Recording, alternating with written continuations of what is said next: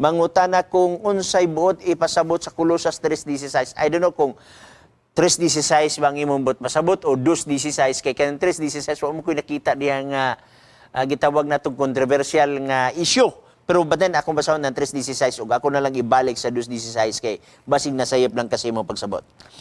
Ug ang pulong ni Kristo papuy-an nga madagayaon gayud diha kaninyo og magatudloay og magtinambagay kamo ang usa sa usa sa tanang kaalam og magaawit kamo og mga salmos og mga alawiton og mga awit nga espirituhanon uban ang pagkamas pasalamaton diha sa inyong mga kasing-kasing ngadto sa Dios. So nagtuko igsoon nga ang imong gigamit dinhi, ang imong pasabot dinhi mao ang Sabbath, no? Ang isa nang utana usab mahitungod sa Sabbath mo na ato na lang usahon. Sa Biblia igsoon ang word nga Sabbath gikan sa Hebrew word nga Shabbath. Ang Griego ana is Sabathon. Ug ang kahulugan igsoon rest, pahulay. Wala na mag-ingon igsoon nga Lunes, wala na mayog Domingo.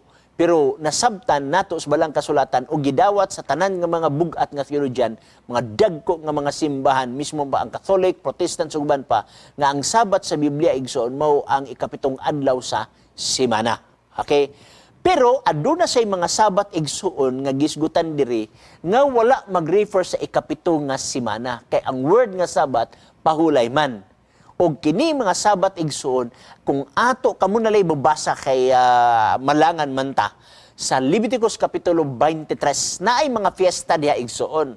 Feast of, gitawag na to, o ginigitawag na to Passover, na gitawag na to og Feast of Tabernacle, na gitawag na to igsoon nga Pentecost, na gitawag na to og Blowing of the Trumpet, na gitawag na to igsoon og Day of Atonement, na gitawag na to Tabernacle. Muhatag lang ta example about sa Sabat. Kining blowing of the trumpet o kining Day of Atonement. Gitawag siya Sabat igsoon, pahulay gyapon siya kay walay buhaton diha. Pero mahitabo igsoon, kausa lang mahitabo sa usa ka tuig. Sa ikapito ka bulan, sa permirong adlaw sa bulan, naa diha ang blowing of the trumpet. Og sa ikapito nga bulan, og sa ikapulo ka adlaw sa maong bulan, mao gyapon na gitawag og gitawag na to Day of Atonement. Sabat gyapon, walay buhaton. So therefore, nay Sabat igsoon nga naghisgot ni anang kausa sa usa ka tuig. Supwahi tong usa ka Sabat nga mahitabo ikapito ka adlaw gyud mismo. Now, unsa may diferensya aning Sabat nga gitawag nato og mahitabo kausa sa usa ka tuig ug kining Sabat nga mahitabo nga kada semana, adunay diferensya.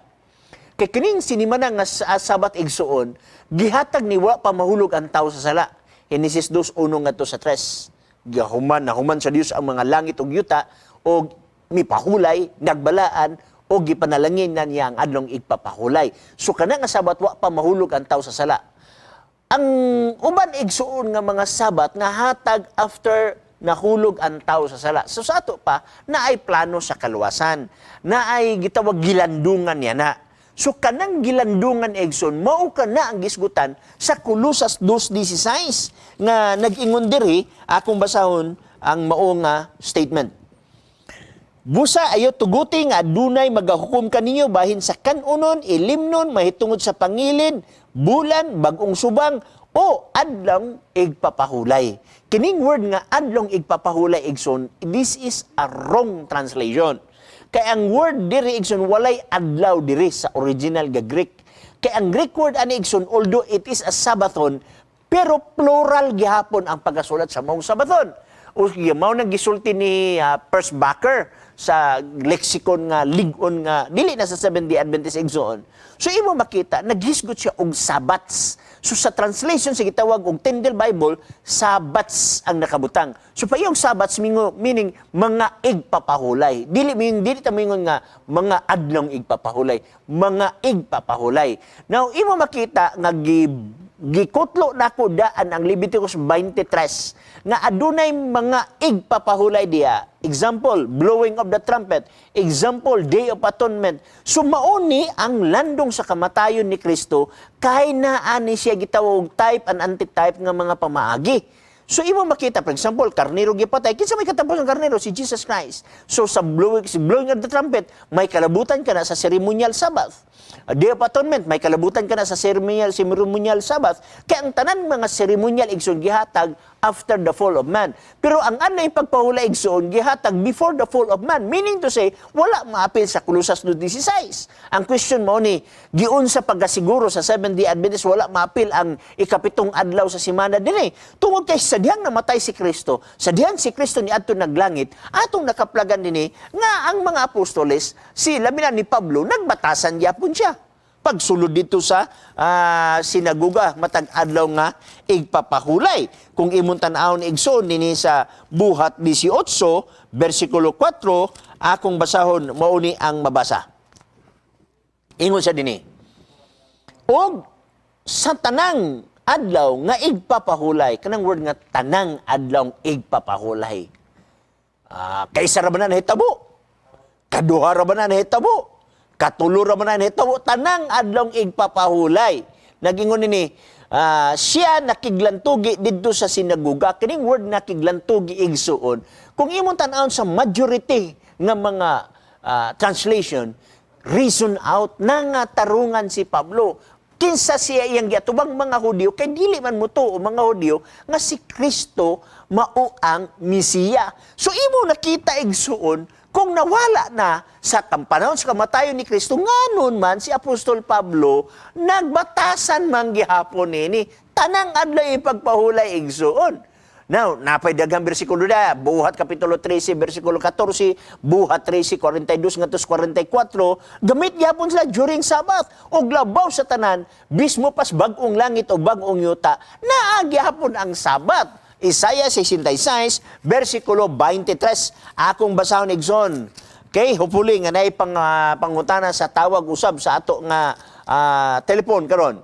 Og mahanabo nga gikan sa bag-ong subang sa bulan hangtod sa usa, gikan sa usa ka adlaw ipagpahulay hangtod sa isa, nagisgot og adlaw ipagpahulay kano sa ninitabo. Sibugi nga may sa 22 kay gisunod namang 23.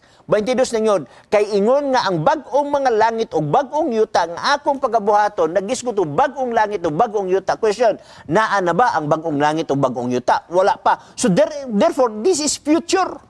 So sa future igsoon, ang simbahon niya na ang Dios matunong sa adlong igpapahulay.